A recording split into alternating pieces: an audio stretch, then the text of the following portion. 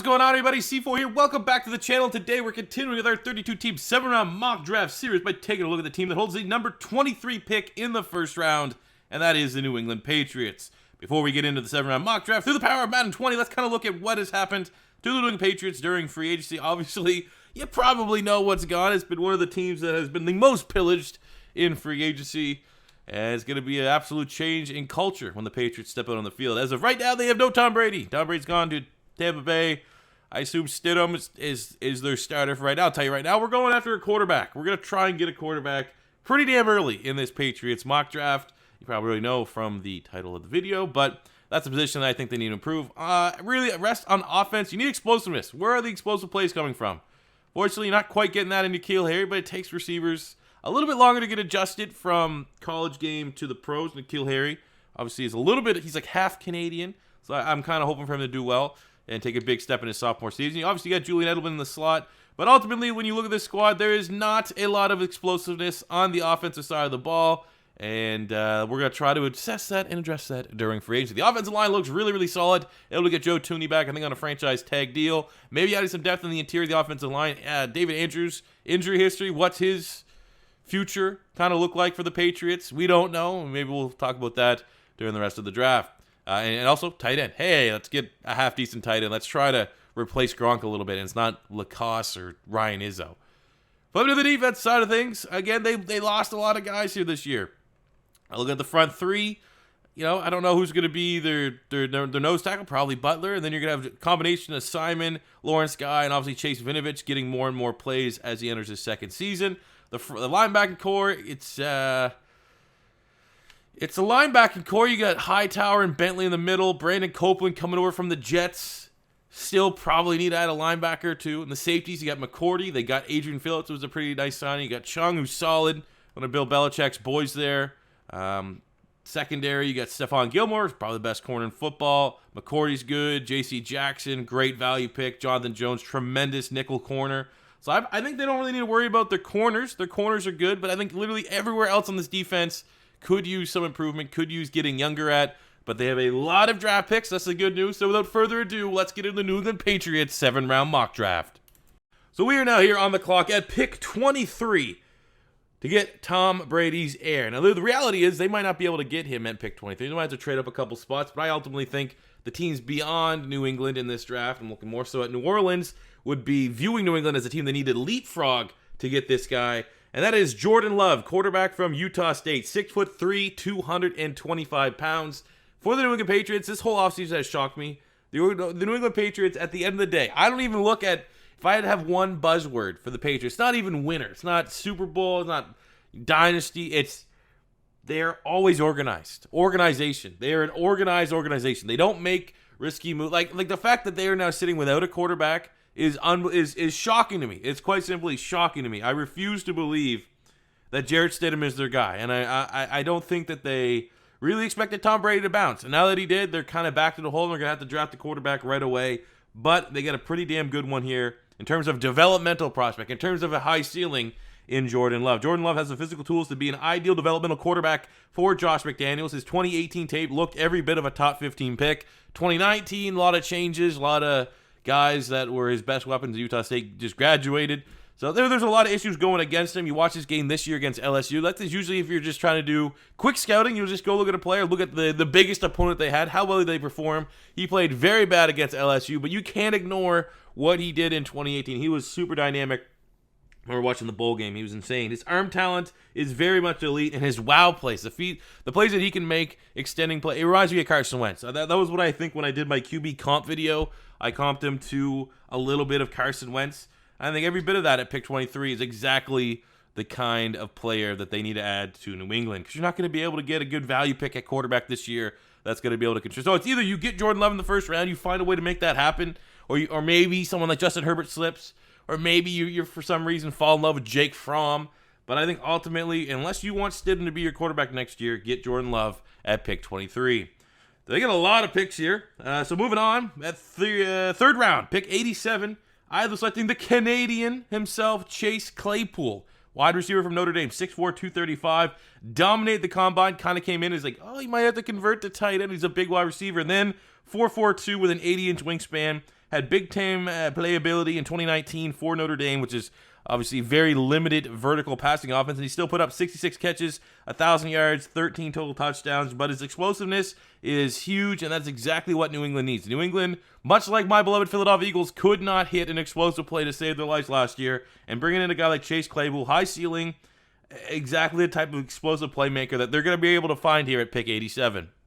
Complements a little bit what they have, and hell, you might be able to make him and grow him and convert him into a tight end. That's something that New England has done. They've converted players before, but I think Chase Claypool, you have N'Keal Harry on one side, you still got Edelman in the slot, and you put Chase Claypool, let him get some separation downfield, let him stretch the field a little bit for that Patriots offense. Stayed in the third round to pick 98, I'm selecting Albert Okwuegbunam, tight end from Missouri. We're going to call him Albert O because, obviously, it's dumb. Well, I'm not going to say dumb, but hardest, stupid name to try to pronounce. 6'5", 260, a red zone threat who shocked at the combine with a 4.49 in the 40-yard dash. Doesn't offer much as a blocker. I mean, that's almost typical. Like, if you're a true tight end, complete tight end, you're going in the first round. That's why we saw T.J. Hawkinson, for example, go where he did last year to Detroit. Nowadays, you're going to get a tight end that's either one or the other. You're going to get a tight end that's like, oh, he's kind of a fullback blocker type, or you're going to get a tight end that's a glorified receiver. That's really what you get with Albert O. But he does have the interesting frame that 6'5", 260. Can he develop as a run blocker? Perhaps. Probably going to need to at New England, but Patriots absolutely need a receiver at tight end, and you get a huge target with great straight line speed in Albert O. Going to their last third-round pick at pick 100, I'm selecting Bradley Anae, DN from Utah, 6'3", 260, elite production at Utah, 135 tackles, 41.5 TFLs, 30 sacks, 6 forced fumbles in his career. Anae overcomes his average athletic ability with an insane motor, relentless motor, always giving 100% effort, so he really does stick out the board and jump out the board as a Bill Belichick guy, and he should be able to offer nice rotational reps as a rookie, as an edge rusher, maybe stand up occasional play, but I think more so put his hand in the dirt. Going to the fourth round.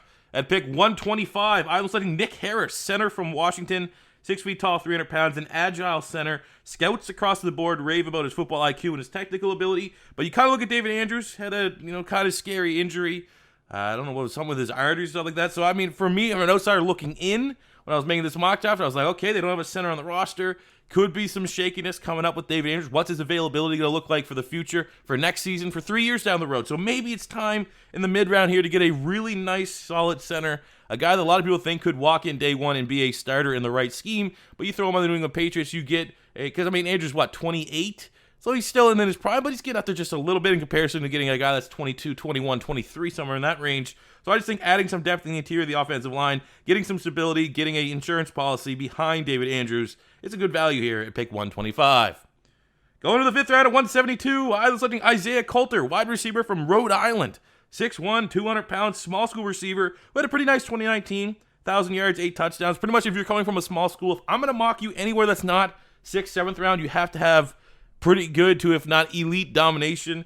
And he's right on that cusp, but 1,000 yards, 8 touchdowns against small school, you're seeing like, well, that's a pretty good receiver. But then for me, again, some of the best wide receivers in the draft, he stood out during the combine. Every time I watch the NFL Combine, all the drills, I always make notes of the guys that stand out. I don't care what school you're from. I don't care what your name value is. I just write down if this guy, oh, look, number 3 played really, really well. Like, no, number 7 played really, really well. And then at the end, I'm like, oh, that's this guy? And Isaiah Colter did stand out during the Combine, and he ran a 4.45, which was pretty good for a guy that's 6'1", 200 pounds, not like a small, shifty slot. He can actually bring outside playmaking ability. Nice length. I think he has a little bit of juice. Again, for the Patriots, much like the Chase Claypool selection, hell, even like the Albert O selection. This is an offense that needs more explosive plays, and in the 5th round, Isaiah Colter can provide that immediately on the Patriots as a back-end receiver. Next up in the 6th round to pick 195, I'm selecting Casey Toole, linebacker from Stanford, 6'4", 250, long-term developmental guy, but in the Kyle Van Noy mold. They lost Kyle Van Noy, big money. He went to Miami Dolphins. That versatility, that versatile linebacker, do it all. You get that in Casey Toole, maybe. He has the profile. He has the size to do it. He had an excellent combine, 4.62, 39-inch vert, showing off elite explosiveness. Had a breakout 2019 in Stanford's 3-4 scheme, 60 tackles, 11.5 TFLs, 8 sacks. So I think in the 6th round, if you're trying to find a guy trusting and believing that the Patriots can replace Kyle Van Noy and develop a guy, because right now, who's going to be that guy? Probably not Brandon Copeland, who they got from the Jets. Probably not Deshaun Bauer, who's like I think he fizzled out with the Colts. He was a high pick from the Colts, I think. It was either the Colts or the Ravens. So get a guy like Tuel who has a really, really nice athletic profile and groom him and develop him to be that guy that can be that Van Noy linebacker on that defense. Going to another 6th-round pick, 204. I was looking Vert Hill, corner from Michigan, 5'10", 190, a defensive back. In every sense of the word, has played corner, inside, outside, has played safety at different stages in his career at Michigan. Lots of experience there. But for me, he probably projects best as a slot or free safety, but probably a slot corner. But it's an excellent depth piece. The fact that this guy has worn multiple hats on a pretty good Michigan defense in the 6th round, when you get a guy that straight up, if he makes you 53, you should feel somewhat comfortable that he has a grasp and understanding that if there's an injury, you can throw him in a pinch and he's going to be able to execute. He had a breakout 2019, 13 pass breakups, 3 interceptions. I think in the 6th round, obviously getting some special teams ability, but just the general defensive back ability that this guy's going to have is nice value for New England. Going into another 6th-round pick at 212, I was letting Rodrigo Blankenship, kicker from Georgia, 6'1", 190, goggles. Here we go. We got goggles going in the 6th round. Best kicker in the class, the 2019 Lou Groza winner, which goes to the kicker of the year. 2019 first team SEC, replaces Steven Gostowski. Easy enough. And then our final 6th-round pick at 213, I was letting Malcolm Roach, defensive lineman from Texas, 6'2", 295. Had a pretty good combine, 4.84. Could develop into a great flex player along the defensive line for the Patriots. Depending on what front they're going to bring, he could be a D tackle in a 4-3. He could be a D end in a 3-4. It's just, again, much like Vert Hill, you're going to get a lot of flexibility. And that's kind of what they want in their D lineman. John Simon, flexible. Chase Vinovich, flexible. And you get a guy like Malcolm Roach, a little bit bigger profile, but also a little bit more flexible. Then we finish out the draft, 2 7th-round picks. First up at 230, I was letting Hakeem Carter, defensive back from Alabama, 5'10", 195. Do-it-all defensive back for Nick Saban's Crimson Tide. Versatility is really his biggest strength. He will offer some special teams ability, which is what you kind of look for in the 7th round. Guys that can offer something as a reason why to dress them on game day. You're going to get special teams ability. And again, kind of like Vert Hill, maybe not as, attractive of a pro prospect as Vert Hill, but the fact that he did a lot for Nick Saban's defense. We know Bill Belichick ultimately really does like Alabama players. I think a guy like Hakeem Carter in the 7th kind of makes some sense. And then finishing up in the 7th round to pick 241, I was letting Raymond Callis, running back from Louisiana, 5'7", 190. Very small, but a utility player on offense who offers great return ability as a rookie. Special teams is probably how he's going to make his bread, not so much as a gunner or a tackler, but literally as a punt and kick returner. Had limited reps at Louisiana, but averaged almost 8 yards a touch, which there is some value in that. So I think he could be a nice little shifty hybrid player on that New England Patriots offense. You can use him as a receiver, put him in the slot, have him on trick plays. Hell, even make him a receiving back. There's just so much, and versatility is almost key when you're talking about some of these guys in the draft that are going to go to New England. If you have versatile on your pros and cons and it's in your pro section, New England puts you up a couple spots on the draft board. So that's like kind of what we try to do here with Callis, with Hakeem Carter, with Malcolm Roach, with Vert Hill, Casey Tuel. You're getting a bunch of guys that add a lot of versatility. And of course, we kick things off in the mock draft with the likely Tom Brady heir in New England. So let me know how you guys feel about this 7-round mock draft for the New England Patriots in the comment section below. As always, if you're first time stopping by, don't be afraid to hit that subscribe button. Smash the like button if you enjoyed. Until next time, it's C4 saying peace